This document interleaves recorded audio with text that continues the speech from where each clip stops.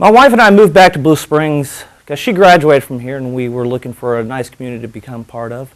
And since that time, we've been able to buy an established business that started here in Blue Springs. We now operate as JL Portraits and Fine Art, specializing in high school seniors, children, families, and event photography. We love the community. The community's been great to us. We love the people in the community. We have a great church home in which we're a part of.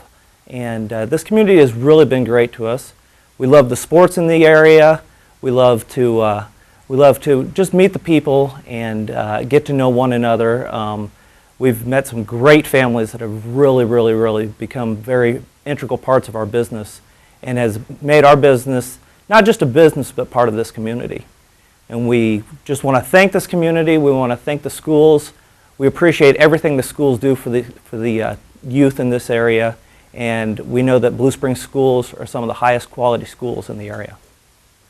So if you're looking for senior portraits, family and children portraits, please consider us. It's JL Portraits and Fine Art, jlportraits.com, phone number 816-229-8597, or you can find us on facebook.com/jlportraits.